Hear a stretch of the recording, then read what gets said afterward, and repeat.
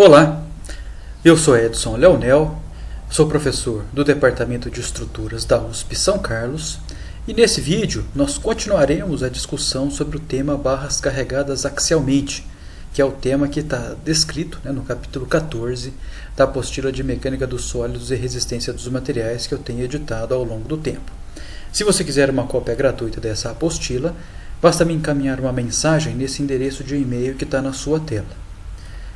No vídeo anterior, nós demos início à discussão desse tema e nós apresentamos qual é a equação que permite que a gente calcule o deslocamento axial relativo entre as porções de barra simples em análise. Então, vimos que, através das definições de tensões normais médias e deformações normais médias, nós podemos utilizar a lei de Hooke para acoplar essas duas definições aqui, e com isso a gente consegue utilizar sigma igual a E epsilon, então a gente consegue associar a força normal a essa variação de deslocamento ou variação de comprimento da barra, e com isso a gente consegue calcular essa variação de comprimento ou mesmo o deslocamento relativo entre as extremidades consideradas, que definem esse intervalo de integração, que é de 0 a L, por exemplo. Se eu quiser calcular a variação de comprimento da barra inteira, mas eu poderia calcular também a variação de deslocamento apenas de alguns trechos.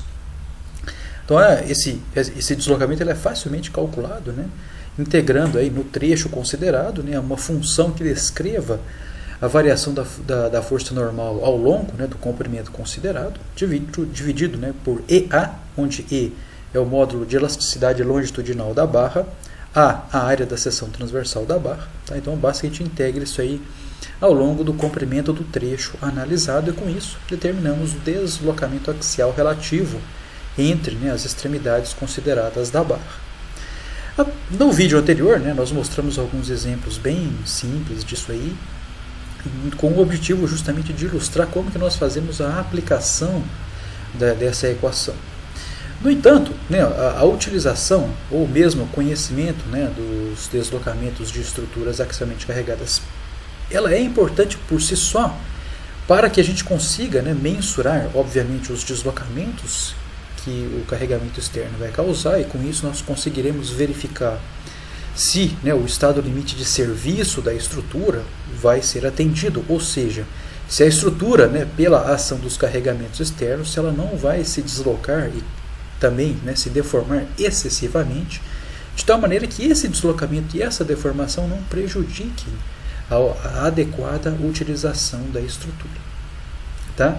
Apesar disso, embora isso aí que eu comentei seja de extrema importância, na minha opinião, essa equação de deslocamento que nós mostramos aí, ela possibilita a solução de problemas estaticamente indeterminados, e popularmente conhecido aí como problemas hiperestáticos.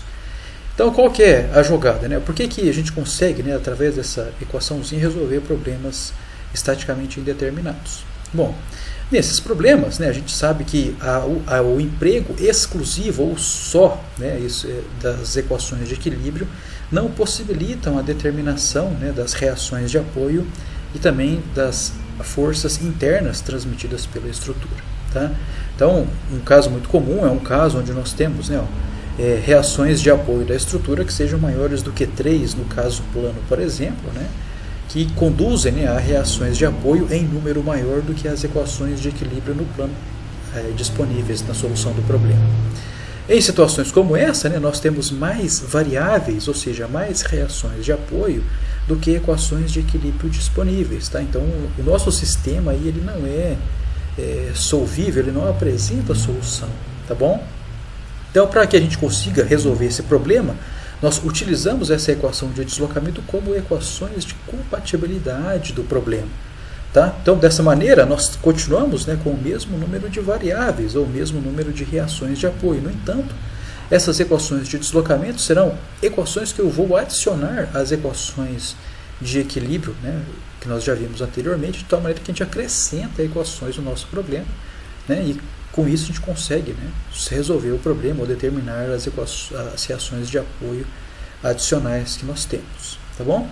Então, nesse vídeo, o objetivo é apresentar uma metodologia um pouquinho mais robusta e um pouquinho mais fácil de aplicar, tá, para resolver esses problemas estaticamente indeterminados. Lembro que no vídeo anterior a gente chegou a resolver um problema estaticamente indeterminado, né, aquele da coluna composta por dois materiais, e como eu mencionei na solução daquele exercício, né, a grande dificuldade desses problemas estaticamente indeterminados é você enxergar qual é a condição de compatibilidade que você tem que aplicar. Tá? Então, na solução daquele exemplo, você poderia tranquilamente saber aplicar a equação da determinação do deslocamento, mas se você não enxergasse no problema qual deve ser a equação de compatibilidade, quer dizer, aquilo que você sabia se tornava inócuo, né? Você não conseguia aplicar aquilo. Tá? Então, o que nós vamos discutir nesse vídeo é um método um pouquinho mais geral, né? Onde essa possibilidade, né? Ou essa necessidade de você enxergar a condição de compatibilidade de cara, né? Ou bater no olho no problema, não é mais, deixa de ser um impeditivo. Tá? O método das forças, que é esse método que a gente vai discutir no vídeo de hoje, ele é baseado no princípio da superposição dos efeitos. Tá? Então, eu só coloquei essa figurinha para a gente relembrar um pouquinho, né, que a gente já discutiu isso aqui lá no primeiro vídeo, tá, da nossa série aí de vídeos sobre mecânica dos sólidos.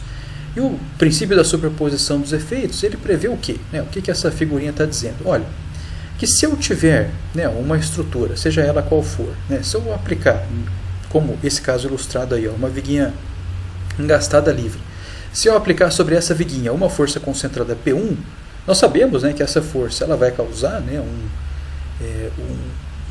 geração de forças internas, etc., esforços solicitantes. Os esforços solicitantes causarão tensões, as tensões causarão deformações e, consequentemente, deslocamentos na estrutura. Tá? Então eu vou observar nesse ponto de aplicação dessa força P1 um deslocamento aqui, ó, vertical para baixo. Tá? Como é intuitivo, você tinha inclusive utilizar o nosso dedo, né, para representar essa estrutura, tranquilamente. Né? Agora, se eu pegar essa mesma estrutura e aplicar sobre ela não mais P1, mas uma força P2, tá? Sendo que a norma, né, ou a intensidade da força P2 é maior do que a norma ou a intensidade da força P1, nós vamos, né, inferir, né, ou intuitivamente perceber que o deslocamento a ser observado na estrutura é maior, né, uma vez que a força aplicada sobre ela é maior.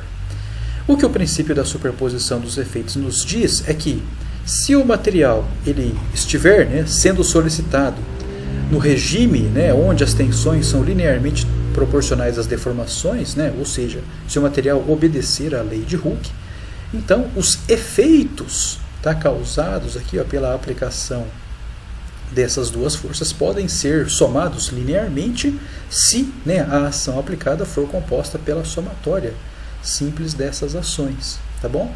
Então, o que isso quer dizer? Quer dizer que se eu pegar essa mesma estrutura e aplicar sobre ela uma força P, onde P é igual a P1 mais P2, então o deslocamento a ser observado na estrutura ele vai ser igual à somatória do deslocamento causado por P1 mais o deslocamento causado por P2. Tá? Então, com isso, né, eu posso superpor os efeitos, né, das ações isoladamente. Tá? Então, isso que é o princípio da superposição dos efeitos nos permite fazer, claro, né, desde que o material esteja trabalhando dentro do regime de Hooke, né, onde as tensões são linearmente proporcionais às deformações, e além disso, né, a estrutura ela deve obedecer à condição de pequenos deslocamentos, tá? Que é também uma das hipóteses que nós assumimos na apresentação de toda a teoria, na qual, né, o equilíbrio da estrutura ela pode ser efetuada na configuração indeformada, tá? Uma vez que os deslocamentos são tão pequenos, né, que as configurações deslocada e indeslocada são praticamente as mesmas. Tá certo? E aí você me pergunta, beleza, o princípio da superposição dos efeitos está tranquilo, né? Basta que a gente superponha mesmo linearmente os efeitos, né, isolados de cada uma das ações, tranquilamente. Mas como que eu aplico esse princípio da superposição dos efeitos no caso de estruturas estaticamente indeterminadas, né? Então essa superposição aqui, ela dá origem ao que nós chamamos de método das forças. Então olha só como que é tranquilo esse método das forças. Ó. Digamos que nós tenhamos aqui, ó, essa primeira estrutura, que é uma estrutura muito tranquila, tá? É uma barrinha simples, que ela está vinculada nas suas extremidades por meio de apoios que eu estou colocando aqui, apoios do tipo fixo. Tá? Então você me pergunta, tudo bem, mas se a barrinha ela é axialmente carregada, exclusivamente, né, dentro do que nós estamos estudando aqui, então quer dizer, né, que esses apoios aqui eles gerarão, né, ou surgirão sobre eles apenas reações horizontais. Tá? Tranquilo. Nessa situação, né, se em cada um dos apoios surgem apenas forças horizontais, né, pelo fato do problema ser axialmente carregado, né, de forma exclusiva, então o que acontece é que eu só terei disponível para a solução desse problema a equação de somatória de forças em x igual a zero. Tá? Então, nessa situação, eu tenho, né, aqui, ó, duas reações de apoio para uma única equação de equilíbrio, e com isso a gente não consegue resolver o problema, né, exclusivamente com a aplicação das equações de equilíbrio. Então, como que a gente faz? Né? A gente quebra esse problema em algo que a gente consegue resolver, concorda? Então, olha só, nesse momento, o que a gente consegue resolver tranquilamente? Olha, você me responde, olha, o que eu consigo resolver tranquilamente é a estrutura isostática, né? Aqueles tipos de estrutura onde, né, o número de reações externa e interna é igual ao número de equações de equilíbrio. É isso que a gente consegue resolver. Então, a primeira estratégia que nós utilizamos aqui no método das forças é transformar essa estrutura hiperestática numa estrutura isostática equivalente. Tá? Então, como que a gente faz isso aí? Bom, nesse caso, basta que a gente remova uma quantidade suficiente de vinculações da estrutura, tá? E essa quantidade suficiente, né, ela é igual ao número hiperestático da estrutura, né, ou igual à quantidade de reações de apoio hiperestático da estrutura. Tá? Então, nesse caso aqui, ó, se eu tenho duas reações de apoio e uma única equação de equilíbrio, então 2 menos 1 dá 1. Né? Então, isso quer dizer que nesse problema eu tenho uma única reação de apoio hiperestática. Então, isso me diz o seguinte, ó, que se eu remover, tá, dessa estrutura uma vinculação, eu transformo ela a estrutura hiperestática em uma estrutura isostática equivalente. Tá bom? Então, o primeiro passo é, nessa transformação, né, eu vou remover aqui o impedimento ao deslocamento horizontal causado por esse apoio da direita. Né? Então, com isso, eu transformo esse apoio fixo num apoio móvel, conforme está ilustrado aqui. Tá bom? Só que aí o que acontece? Ó? Se eu faço essa transformação, né, da estrutura hiperestática numa estrutura isostática equivalente, o que acontece? Aquele pontinho, né, que a princípio ele não pode se deslocar, porque ele tem um apoio, como eu removi esse impedimento, agora ele vai poder se deslocar. Tá bom? Então o que acontece? Ó? Esse primeiro passo aqui, ou essa estrutura aqui, ó, intermediária, o que ela é? Né? Ela vai definir para a gente um problema que nós chamamos ele de problema zero. Tá? Por quê? Porque ele vai envolver a estrutura isostática equivalente e os carregamentos externos atuantes. Tá bom? E aí, ó, com base neste problema intermediário aqui, ó, o que eu vou fazer com ele? Né? Se eu já sei, né, que eu vou ter que pegar a estrutura hiperestática, transformar ela numa estrutura isostática equivalente através da remoção de vinculações, o que eu tenho que fazer com esse problema? Simples, né? O objetivo desse problema aqui é você determinar o deslocamento nos pontos onde as vinculações foram removidas. Tá? Então, tranquilo? Então, temos caracterizado um problema, né, que é composto pela estrutura isostática equivalente e o carregamento externo atuante. E o que nós devemos determinar nesse problema é o deslocamento nos pontos onde as vinculações foram removidas. Nesse caso, ó, a vinculação foi removida nesse pontinho da direita. Né, ó. Então, eu preciso calcular o deslocamento axial desse pontinho aqui. Ó, tá, que eu estou chamando aqui, por simplicidade, nesse problema de delta. Tá bom? Tranquilo? Só que aí você fala para mim, beleza, Edson, esse cara aqui está tranquilo, a estrutura isostática equivalente, carregamentos externos atuantes, calculo o deslocamento, mas, né, ó, esse carinha aqui, ó, intermediário, ele não é o problema que eu quero resolver. Concorda? Por que ele não é o problema que eu quero resolver? Porque no problema original, ou seja, aquele problema que eu quero resolver, esse ponto aqui ele está preso, ele está vinculado. Né? Então, quando eu transformei a estrutura hiperestática numa isostática equivalente, o que eu fiz? Né? Primeiro, eu permiti que esse ponto tivesse, né, um grau de liberdade, ou seja, eu permiti que esse ponto tivesse um deslocamento, e além de eu permitir que esse ponto tivesse um deslocamento, eu removi, certo, dessa análise também a reação de apoio associada. Tá bom? Então, lembra lá, toda vez que eu tenho um grau de liberdade restringido, surge uma reação associada, uma força associada, ou um momento associado que seja. Tá? Como eu permiti que esse grau de liberdade se deslocasse, claro, né, se ele tem liberdade de se deslocar, então a força reativa associada é zero. Tá? Então, com o objetivo de retomar o problema original, eu preciso analisar um outro problema, que eu vou chamar ele aqui de problema 1, certo? Que ele vai ser composto por quem? Pela estrutura isostática equivalente, tá? Ou seja, aquela mesma analisada no problema 0. Só que nesse caso aqui, ó, do problema 1, o carregamento externo, que eu vou considerar na análise, ele vai ser composto exclusivamente pela reação de apoio associada ao grau de liberdade que eu removi, ou o grau de liberdade, né, no qual estava restrito, né, no qual o apoio estava atuando. Então, nesse problema aqui original, eu não removi aqui, ó, o impedimento ao deslocamento horizontal do ponto da direita. Tá? Então, nesse caso, se eu removi, né, essa vinculação, eu removi também a reação horizontal, né, a força horizontal aqui desse apoio. Então, o problema 1 ele vai ser composto, né, pela mesma estrutura isostática equivalente, mas agora, né, ele vai ter que conter a reação de apoio associada àquele grau de liberdade, né, que eu permiti que ele existisse. Tá bom? Tranquilo até aqui? Joia, né? Então, essa força P que está aqui, ó, ela está né, associada à reação de apoio correspondente ao grau de liberdade removido. Tá bom? Então, qual que é o objetivo, né, da análise desse problema P1, né, ou seja, problema 1?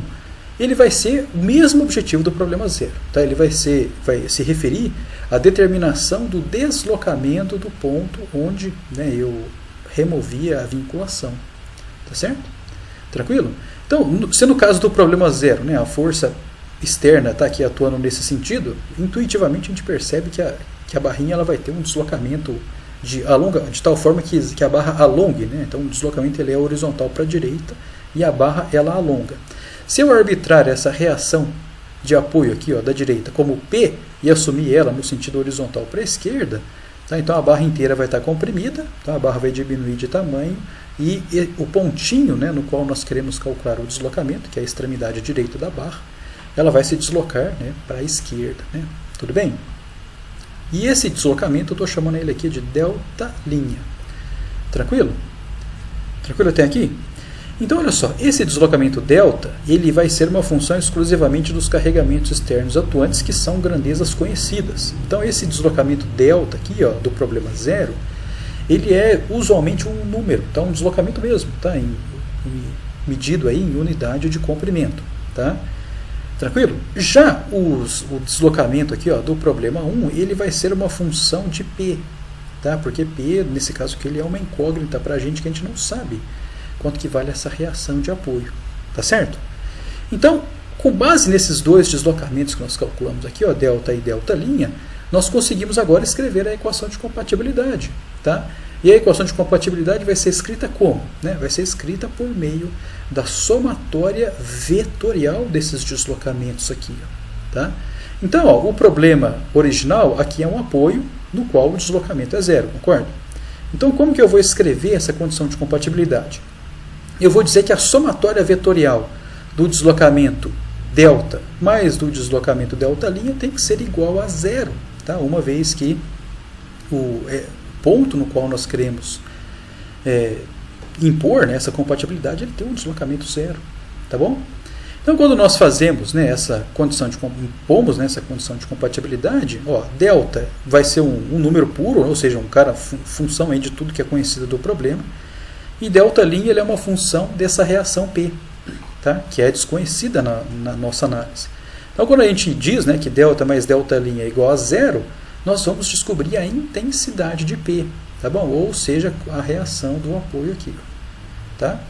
E uma vez a reação desse apoio conhecida, então eu posso fazer a somatória de forças em x igual a 0 para eu determinar a intensidade da outra reação de apoio, né? Uma vez que, né, a imposição dessa condição de compatibilidade permite que eu elimine do problema ou que eu determine, né, a intensidade, né, das reações de apoio peristáticas do problema.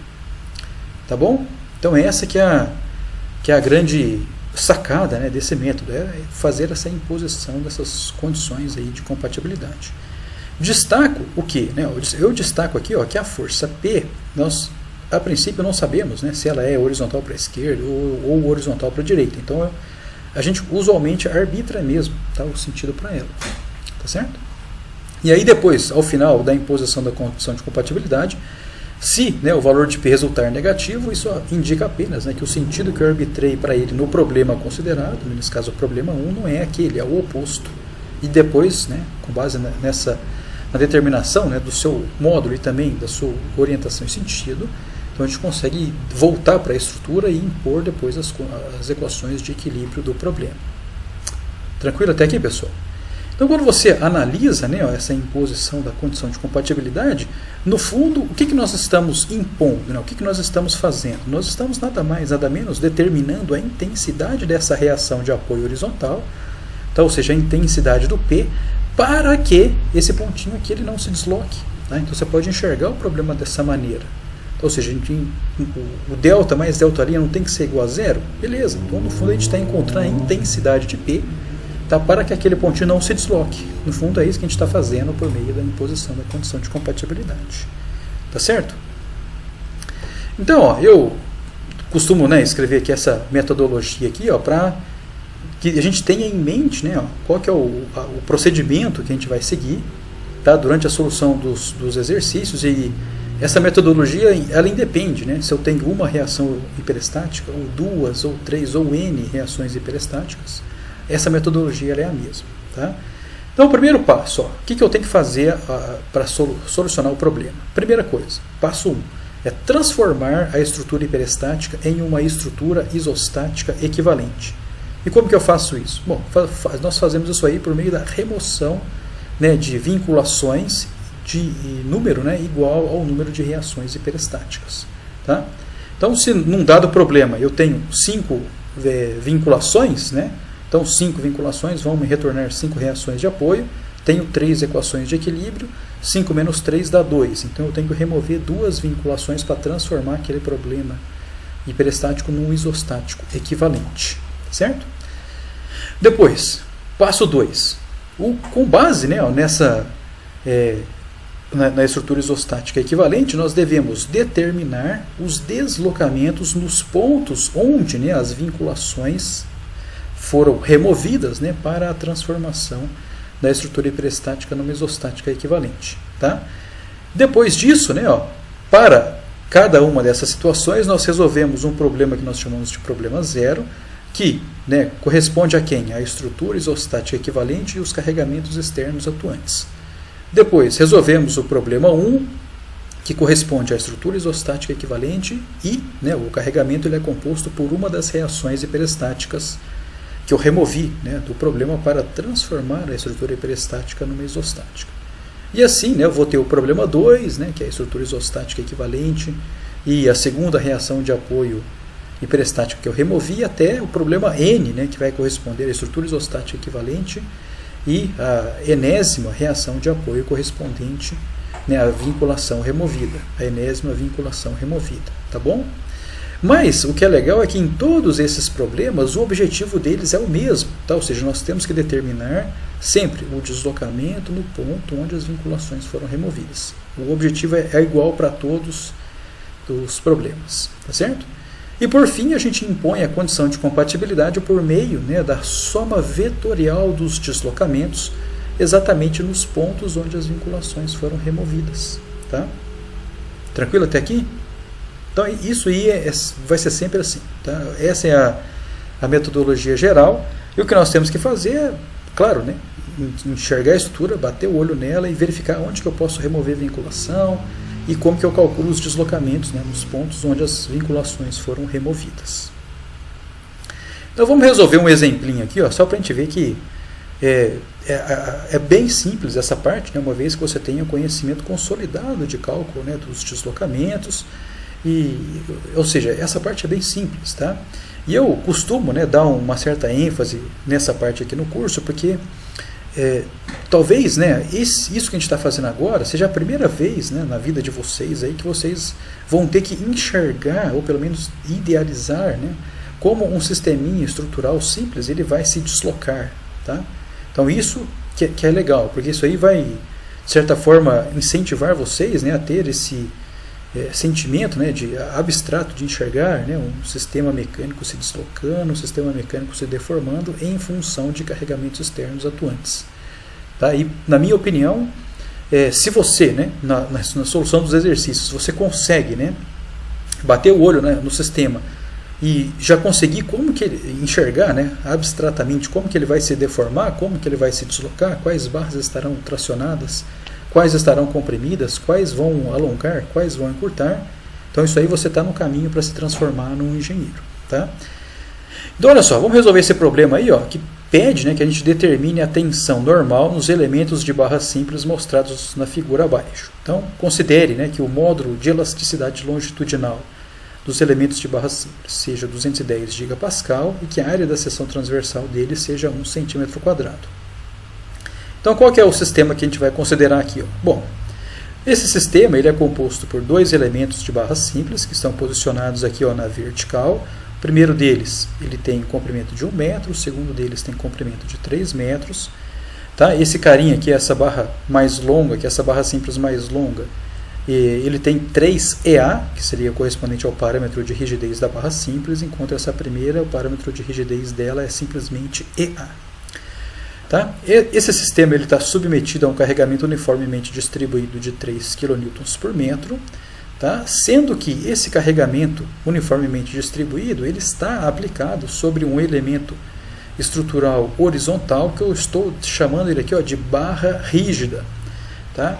Em particular, nesse exercício, nós vamos assumir que essa barra ela é perfeitamente rígida. Então você fala para mim, legal, o que isso significa? Uma barra rígida, uma barra perfeitamente rígida.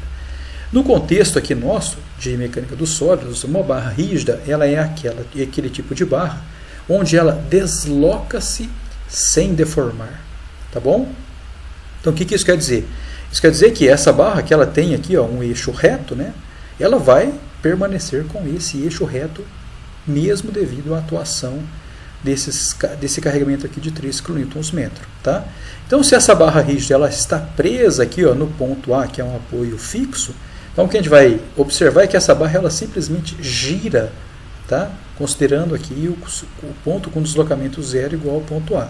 Então essa barra aqui ela não vai fletir, né? Ela não vai girar, então ela vai permanecer sempre com o seu eixo reto e indeformado.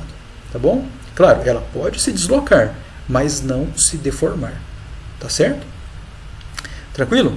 Então essa barra rígida tem um comprimento de 3 metros no total, como está mostrado aí. Então o que a gente observa nessa estrutura é que ela é uma estrutura hiperestática. Olha só, o ponto A, nós temos aqui duas reações de apoio.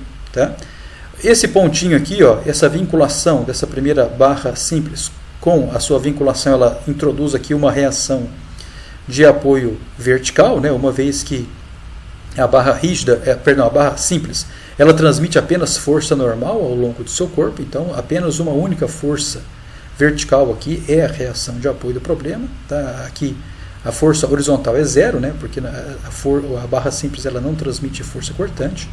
E o mesmo acontece aqui, ó, nessa barra simples da direita. Tá? Como ela só transmite força normal, eu terei, né, ou eu observarei apenas uma força vertical aqui como reação de apoio.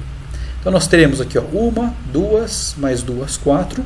Eu tenho 4 reações de apoio para 3 equações de equilíbrio. Tá? Então essa estrutura ela é hiperestática. Então o que eu tenho que fazer? Né?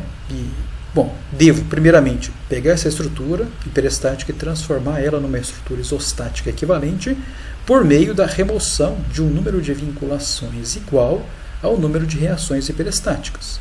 Então, como eu tenho 4 reações de apoio nesse problema, né, 4 reações de apoio menos 3 equações de equilíbrio me dá uma única reação de apoio hiperestática. Tá? Então, basta que eu remova nesse problema uma única vinculação que eu já transformo na estrutura hiperestática numa isostática equivalente. Tá certo?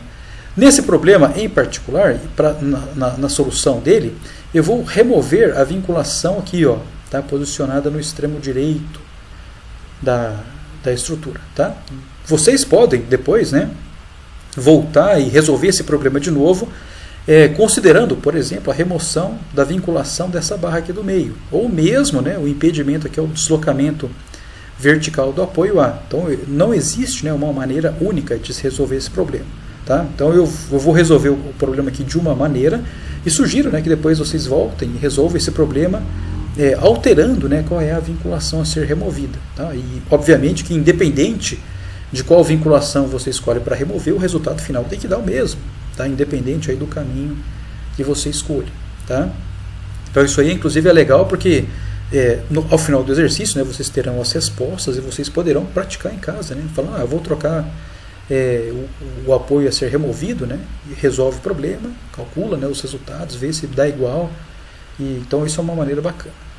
Então, vamos lá. Então, vamos construir aqui o problema zero. Tá? Então, daquilo que nós já discutimos, o problema zero ele é quem? Bom, ele é composto pela estrutura isostática equivalente e por todos os carregamentos externos atuantes. Tá? Qual que é o objetivo desse problema? O objetivo desse problema é calcular o deslocamento no ponto onde a vinculação foi removida. Tá? Basicamente é isso. Então, olha só, se nós pegarmos aquela estrutura lá, essa ilustração aqui de cima mostra a estrutura isostática equivalente. Então, como eu já tinha mencionado, a gente removeu aqui a vinculação associada à barra simples, aqui, posicionada no extremo direito da estrutura. Tá bom? Então, essa estrutura aqui ela é isostática, olha só. Tenho duas reações de apoio aqui, uma única reação de apoio aqui. Está resolvido o problema. Tá? Então, com base nesse sistema aqui, vamos calcular, né, qual é a força normal nessa barrinha, tá? Para que, com base nessa força normal, eu calcule qual é o alongamento ou o encurtamento dela e eu consiga, né, com base na configuração deslocada dessa barra, calcular o deslocamento aqui em cima. Tá certo? Então, vamos lá. Então, eu posso, né, representar nesse problema apenas o carregamento externo atuante, né, e o efeito dessa barrinha, eu estou chamando ele aqui de N1. Tá? Ou seja, a força, né, que essa barrinha simples faz, né, ou transmite para a barra rígida, eu estou chamando de N1 e eu estou arbitrando, né, esse N1 como sendo para cima, tá? O vertical para cima. Então, o que isso quer dizer? Bom, quer dizer que se eu analisar aqui, né, na barra simples, né, eu por ação e reação, essa forcinha está para baixo, então isso corresponde, né, a um caso onde essa barrinha está sendo alongada, né, ou está sendo tracionada. Tá? Então, a princípio, eu não sei se esse sentido que eu arbitrei está certo ou não. Vamos impor o equilíbrio e vamos verificar se o sinal, né, associado ao N1 ele é positivo ou negativo. Se for positivo, então quer dizer que aquele sentido que eu arbitrei está correto, se não, é o oposto. Tá? Então, vamos lá. Então, temos, né, esse sistema aqui, onde o N1 representa, né, a força efetuada, né, por ação e reação na barra simples sobre a barra rígida. Tá? Então, de novo, né, isso corresponde a o N1 corresponde a uma força de tração na barra simples. Então, vamos fazer aqui, somatória de forças em x igual a zero, então não tem nada de força x, então esse h é igual a zero. Somatória de momentos em relação ao ponto A, então eu vou ter aqui N1 vezes 1, tá, que é o momento, causa um momento positivo, menos, né, 3 vezes 3 vezes 3 sobre 2, né, que seria a contribuição de momento associada a essa carga distribuída.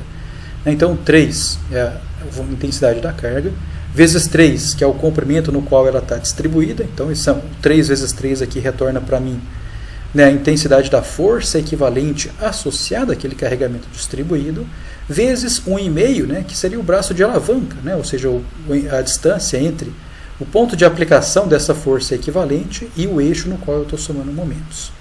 Então, quando a gente faz essa somatória de momentos aqui, né, então, em torno do eixo considerado, essa carga distribuída causa um momento negativo.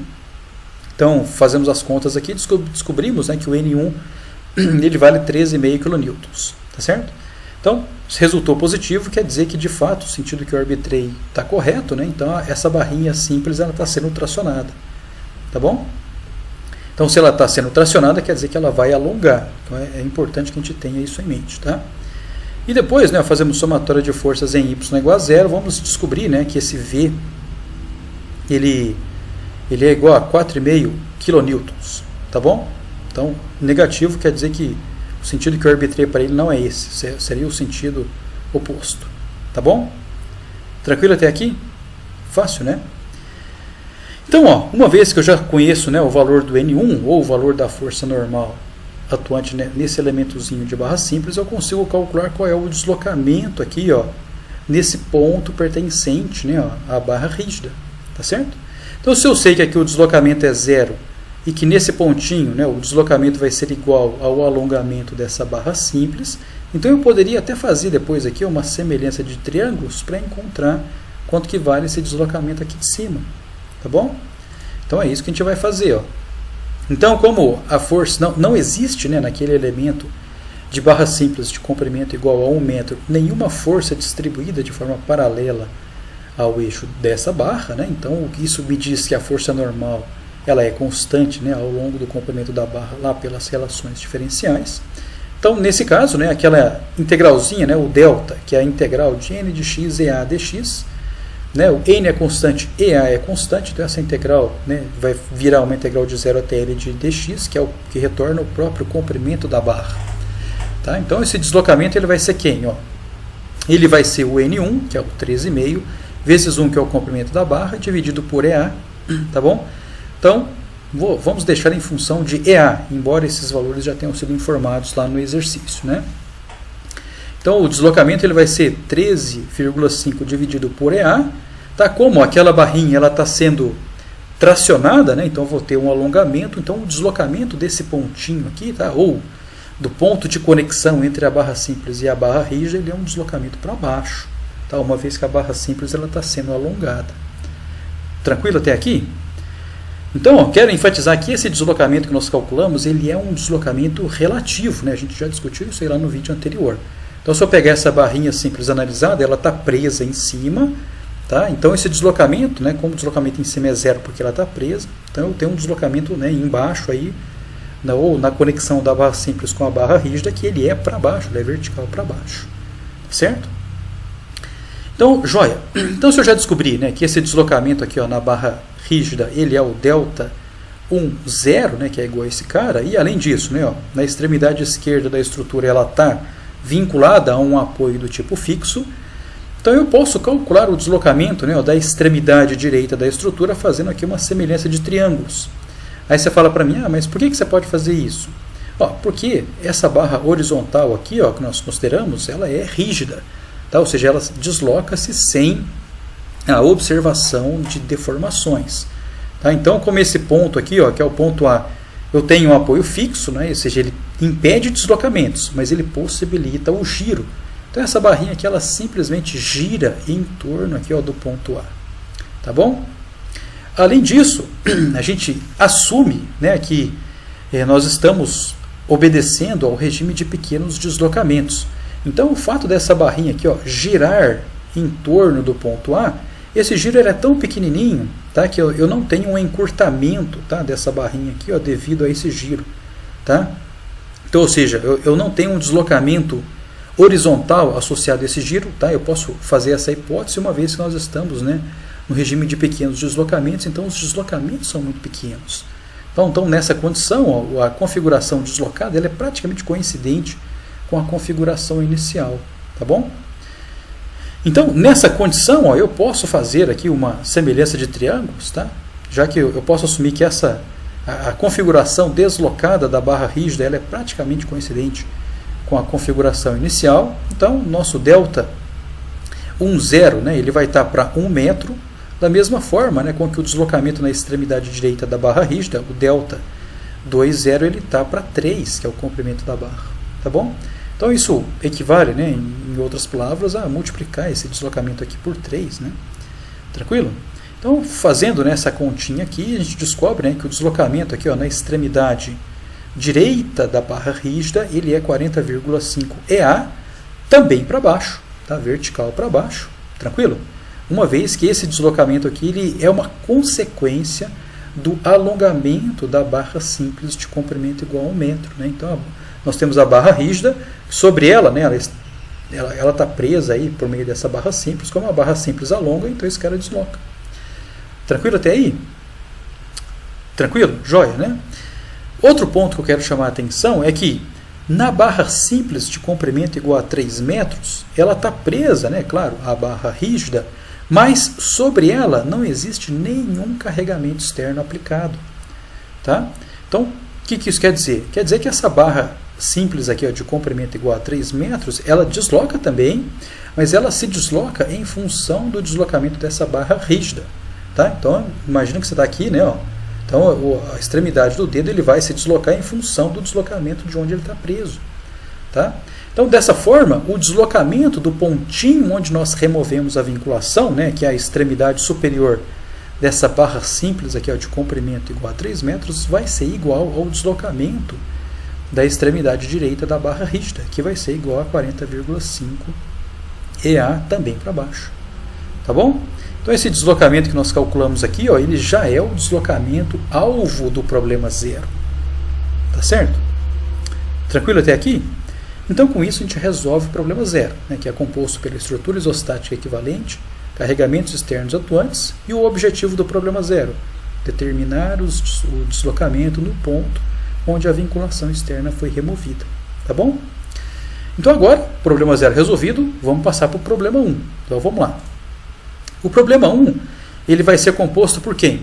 Bom, de novo, ele vai ser composto pela estrutura isostática equivalente, só que o carregamento externo que eu vou considerar sobre a estrutura, ele é composto, né, pela reação de apoio associada à vinculação removida. Tá? Então nessa situação aqui, ó, tá vendo? Eu não removi a vinculação associada à extremidade superior dessa barra simples de comprimento igual a 3 metros. Né? Então, no problema 1, eu preciso levá-la em conta, né, para que posteriormente, né, eu imponha a condição de compatibilidade e com isso eu retorne a condição inicial do problema. Tá? Ou para que eu retome o problema original. Tranquilo até aqui? Então vamos lá. Então, o que eu tenho que fazer? Né? Ó, se esse aqui é o problema 1, né? Ou seja, a estrutura isostática equivalente e o carregamento externo é composto por uma das reações de apoio hiperestáticas que eu removi, que nesse caso só tem uma, né? Então eu só tenho N2 nesse problema que eu estou resolvendo. Então eu tenho que calcular, né, como objetivo desse problema 1, tenho que calcular o deslocamento aqui, ó, vertical desse ponto aqui. Ó. Então, ou seja, o ponto onde eu removi a vinculação. Tá bom? Então, como que eu calculo o deslocamento desse ponto aqui? Olha, esse ponto ele vai se deslocar primeiro em função do deslocamento da barra rígida. Né? Então, quando eu fizer o equilíbrio aqui, ó, nós vamos descobrir que essa barra simples ela vai estar submetida a um valor de força normal diferente de zero. Então, força normal diferente de zero, né, conduz a um alongamento ou encurtamento da barra. E se essa barrinha alonga ou encurta, isso causa, né, uma movimentação nessa barra rígida. Tá? Que ela pode ir para baixo, né, ou girar aqui para baixo, se essa barra simples for tracionada, ou ela vai para cima se essa barra simples for comprimida. Tá bom? Além disso, verificamos também que essa barra simples de comprimento igual a 3 metros, ela está solicitada por uma força de compressão igual a N2. Tá bom? Então, como essa barra simples está presa aqui na barra rígida, e além disso, né, ela está submetida a uma força de compressão N2, então a gente observa que essa barrinha ela vai diminuir de tamanho, ela vai ser comprimida, né? Então o comprimento final dela vai ser menor do que o comprimento inicial. Então isso faz, né, com que esse pontinho aqui, ó, ele se desloque também em função do encurtamento dessa barra aqui, que nós chamamos de deslocamento itself, né? Ou seja, o deslocamento dela próprio, né, em função da ação de N2. Tá? Então o deslocamento que nós queremos calcular vai ser uma função do deslocamento da barra rígida mais o encurtamento da própria barra. Tá certo? Então vamos lá. Então a gente pode aqui, ó, impor aqui a condição de equilíbrio estático e aí, por simplicidade, né, podemos nesse equilíbrio aqui remover aqui essas barras simples, né, e apenas considerar o efeito mecânico dela sobre a barra rígida. Né? Então aqui o efeito mecânico dessa primeira barrinha, então se na extremidade superior, né, eu tenho uma força de compressão, então se eu isolar essa barrinha da estrutura, na sua extremidade inferior, né, eu vou ter uma outra força de compressão, ou seja, vertical para cima, por ação e reação, essa força vertical para cima tem que estar atuando na vertical para baixo sobre a barra rígida. Então por isso que esse N2 ele é vertical para baixo. Tá bom? A mesma coisa acontece aqui para essa barra simples de comprimento igual a 1 metro. Eu estou assumindo, né, que esta barrinha esteja submetida a uma força de tração. Tá? Então por isso que o efeito mecânico dela, né, ou seja, da barra simples sobre a barra rígida, conduz à criação dessa força N1, que é uma força vertical para cima. Tá?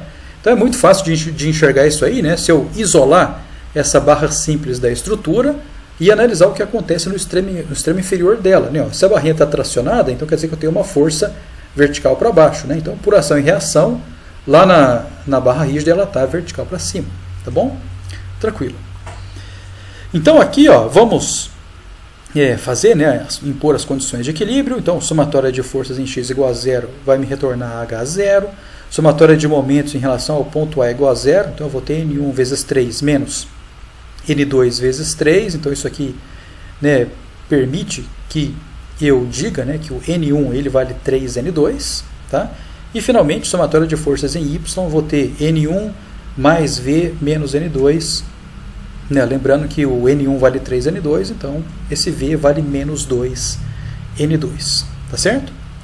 Então uma coisa que eu quero chamar a atenção de vocês aqui é o seguinte, ó, quando eu estava resolvendo o problema 1, o nosso N1 aqui, ó, ele era algo kilonewtons, não, ele era 13,5 kilonewtons, tá? Ou seja, ele era um número puro, tá? Porque ele dependia de coisas que eram conhecidas do problema, tá? E depois, né, se vocês lembrarem do deslocamento, que dava 40,5 dividido por EA, que era também um número puro, ou seja, era um deslocamento função de coisas conhecidas. Já aqui, o deslocamento que nós vamos determinar, ele vai ser uma função de N2, tá? Que é a incógnita aqui no problema 1, tá bom? Então, uma vez, né, conhecidos aqui, ó, N1, podemos seguir a estratégia do problema 0, né? Ou seja, vamos utilizar uma semelhança de triângulos, né, para que a gente calcule o deslocamento aqui, ó, na extremidade direita da barra rígida como, né, uma função do alongamento dessa barra simples de comprimento igual ao metro. Então a gente faz semelhança de triângulos, né, tranquilo. E depois nós adicionamos vetorialmente a esse deslocamento aqui, ó, da extremidade direita da barra rígida, o deslocamento desse pontinho aqui de cima associado, né, ao encurtamento da barra. Tá?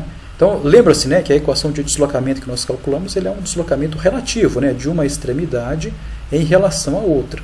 Se a extremidade inferior está presa na barra rígida, então quer dizer que o encurtamento que a gente vai calcular é dessa extremidade em relação à de baixo. E aí basta que a gente some, né, esse deslocamento aqui para baixo, decorrente desse encurtamento, com o deslocamento que vai ser para baixo também, né, devido ao deslocamento da barra rígida. Tá bom? Então vamos lá, né? Então a gente já sabe, né, que o N1 que nós arbitramos de tração, de fato, ele é de tração, porque o sinal aqui deu positivo. Então vamos fazer a conta aí, para mensurar a intensidade desse deslocamento.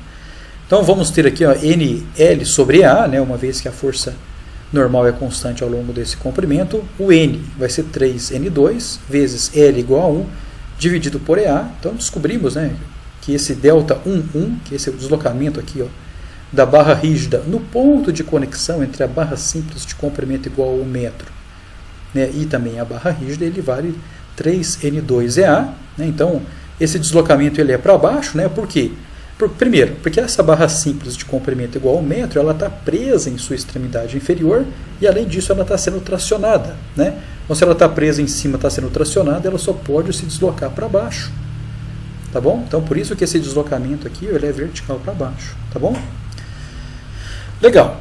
Então, uma vez que a gente já descobriu que esse deslocamento é vertical para baixo, né, então podemos calcular que o deslocamento da extremidade direita da barra rígida, utilizando semelhança de triângulos, né, de novo, podemos fazer isso pelo fato, né, da barra ser assumida como perfeitamente rígida, e além disso, né, os deslocamentos que nós assumimos nessa análise, elas obedecem, né, ao regime de pequenos deslocamentos, no qual, né, os deslocamentos eles são assumidos se aconteçam, né? Ou seja, eles são assumidos serem diferentes de zero, mas eles são tão pequenos, né, que eu posso assumir que as configurações deslocada e indeslocada são suficientemente próximas, né, que eu consiga, né, fazer o equilíbrio usando a configuração indeslocada ou indeformada.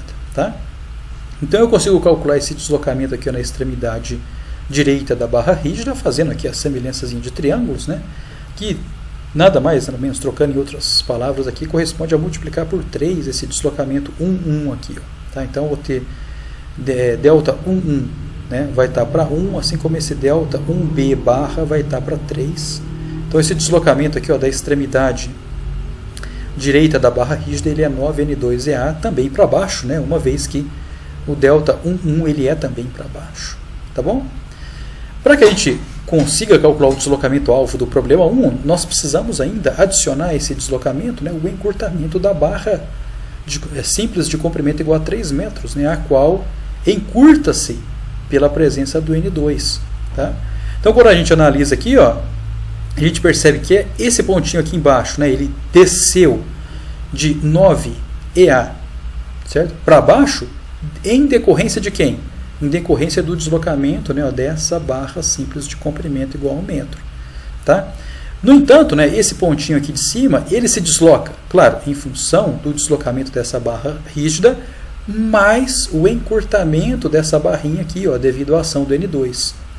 E qual que é esse deslocamento relativo aqui? Ó? Bom, se essa barra está submetida a uma compressão simples de intensidade igual a N2, então a força, o deslocamento dele vai ser quem? Menos N2 vezes 3, que é o comprimento, dividido por 3EA. Lembra que a rigidez dessa barrinha lá é 3EA? Lá de quando nós estávamos apresentando o problema. Então, quando a gente faz a continha aí, a gente descobre, né, ó, que o encurtamento dessa barrinha ele é menos N2 sobre EA. Tá? E também é um deslocamento para baixo, por quê? Bom, porque essa barra está presa aqui embaixo, está presa na barra rígida, e além disso, tá, ela sofre, né, um encurtamento devido à ação do N2. Então esse deslocamento aqui, ó, tá, desse pontinho aqui, o deslocamento relativo, ele é para baixo. Tá bom? Uma coisa que é importante destacar também, ó, é o sinal associado a esse deslocamento. Esse sinal negativo ele aparece só para informar para a gente que a barra considerada ela sofre um encurtamento. Tá? Por que ela sofre um encurtamento? Porque ela está submetida a uma força normal de compressão, ou seja, uma força normal negativa. Então, nessa situação, o nosso N2 aqui, ó, ele é negativo porque ele gera uma força normal negativa. Tá? Então, esse sinal que vem aqui, ó, associado ao deslocamento, né, mais ou menos, ele apenas indica para a gente que a barra ela foi alongada ou encurtada, né, se os sinais forem positivos ou negativos, respectivamente. Tá bom? Mas o sentido do deslocamento é que é importante para a gente aqui. Tá? Então, a gente tem que analisar se o alongamento considerado na barra, hipoteticamente falando, se ele causou um deslocamento para cima ou para baixo, né, ou para a direita ou para a esquerda.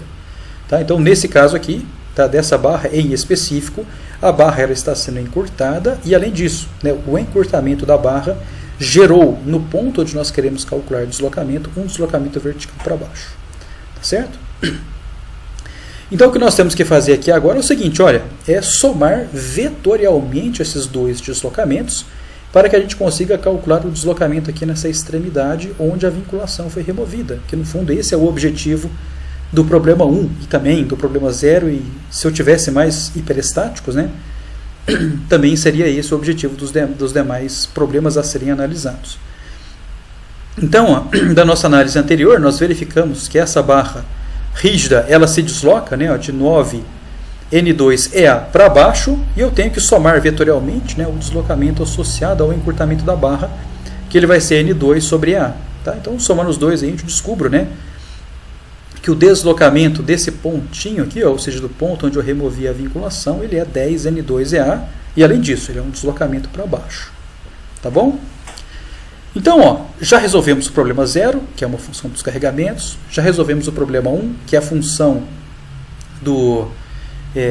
da reação de apoio hiperestática que nós tínhamos, e como nesse problema nós só temos uma única reação de apoio hiperestática, nós não temos mais, né, problemas adicionais, ou seja, não temos problema 2, problema 3 e demais problemas, né, porque eu só tenho, né, uma única reação de apoio hiperestática.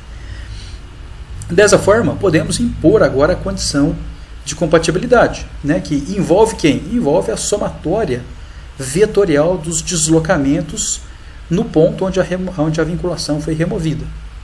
Então, ó, devido ao problema 0, então tenho o deslocamento lá, né, naquele ponto que ele é 40,5 EA, mais, né, o deslocamento naquele mesmo ponto do problema 1, que é 10N2EA.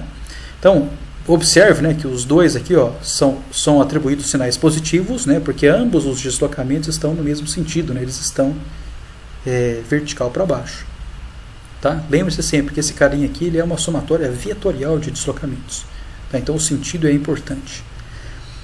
Então quando a gente faz o equilíbrio aqui, a gente descobre que o N2 ele vale menos 4,05 kN. Tá bom?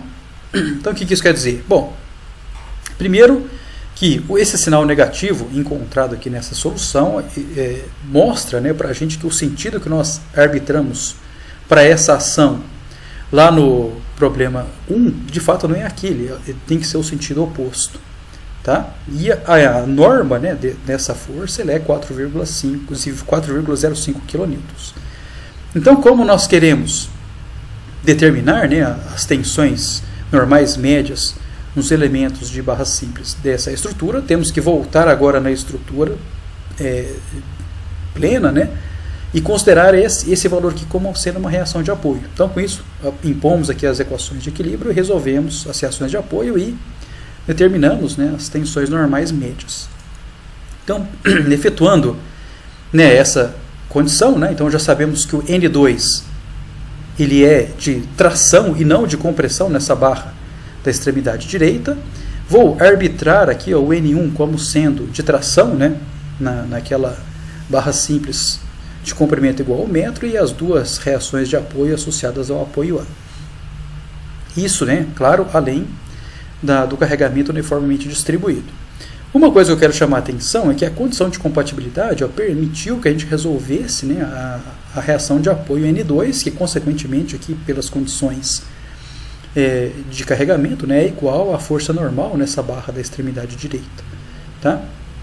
Então as forças que restam a ser determinadas agora, elas são de número igual a 3, que é igual ao número de equações de equilíbrio que nós temos do problema. Tá? Então, após, né, a imposição das condições de compatibilidade, a nossa estrutura ela torna-se, né, isostática, né, uma vez que a gente determina, né, quais são as reações de apoio hiperestáticas do problema.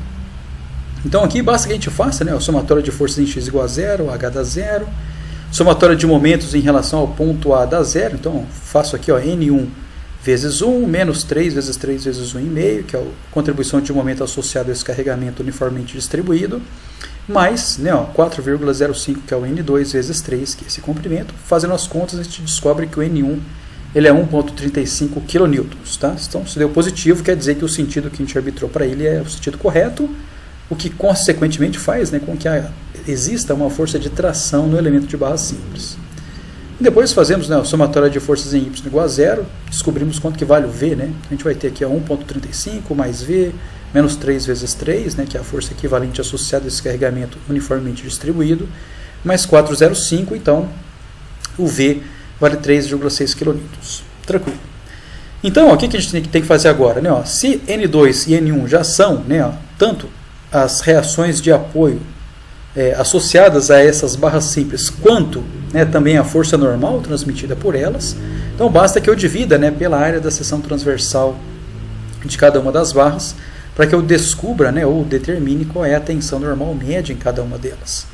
Tá? Então basta que eu faça, né, aqui, para a tensão normal média da barra 1, basta que eu pegue, né, 1,35 kN e divida pela área, que é 1 cm², então isso aqui vai dar 1,35 kN por centímetro quadrado, e que eu posso, né, transformar esse cara aqui em unidades do SI, então transforma esse centímetro quadrado para metro quadrado, então isso aqui dá um 10 a menos 4, né, com um 10 a terceira aqui, então dá um 10 a sétima, então isso aqui daria 13,5 MPa, tá bom?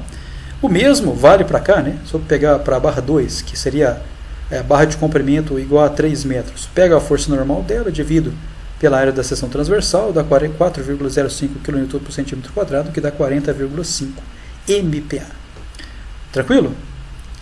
Então, para a gente encerrar esse vídeo, tentamos, né, discutir aqui com detalhes o método das forças, que é uma abordagem mais geral para se resolver problemas, porque através dessa abordagem a gente não precisa enxergar de cara qual é a condição de compatibilidade que nós devemos impor no problema para a sua resolução. Tá? Nesse caso aqui, basta que a gente faça o quê? Basta que a gente remova vinculações, né, correspondentes ao número de reações de apoio hiperestáticas do problema. Tá? Então, basta que a gente consiga identificar na estrutura quais são os pontos de vinculação, né? Basta que a gente identifique os apoios, e aí a gente remova, né, os apoios correspondentes. Tranquilo? Peço, né, que vocês leiam a apostila, tá, para consolidar esse conceito, porque lá também na apostila tem mais exemplos resolvidos, também passo a passo, ilustrando, né, o problema, qual é o problema 0, qual é o problema 1, quais são, né, os efeitos, né, em cada um, o que eu tenho que considerar, como que eu calculo o deslocamento, como que eu imponho a soma vetorial de deslocamentos para fazer a compatibilidade. Tá? E peço também, para vocês praticarem um pouquinho, vocês resolvam esse problema que eu acabei de fazer aqui, ó, mas ao invés de remover a vinculação da barra posicionada na extremidade direita da estrutura, que vocês removam, né, a vinculação vertical do ponto A, resolvam, né, então vocês vão encontrar o VA e depois, por equilíbrio, as demais reações, e depois removam a vinculação lá daquela barrinha simples de comprimento igual a 1 metro. Tá? Daí também, né, possibilita, né, um outro caminho de solução, então vocês vão enxergar, né, novas configurações deslocadas da estrutura, tá? E com isso, né, vocês vão determinar, a estratégia continua sempre a mesma, né? Estrutura isostática equivalente, calcula os deslocamentos, impõe condição de compatibilidade, determina as reações hiperestáticas, impõe equilíbrio e pronto, acabou. Tá? Mas fazendo desse jeito, vocês têm caminhos alternativos para resolver o problema, e aí, né, isso faz com que a gente pratique um pouquinho, né, e esse conceito amadureça na nossa cabeça, que, como eu já mencionei, né, se vocês forem resolver o problema e já enxergarem como a estrutura vai se deslocar, então o resto é fazer continha, certo? O problema em si já está resolvido. No próximo vídeo a gente vai continuar tratando desse problema ainda, mas a gente vai incorporar um efeito adicional, que é o efeito de temperatura. Tá? Então espero vocês no próximo vídeo. Muito obrigado, grande abraço.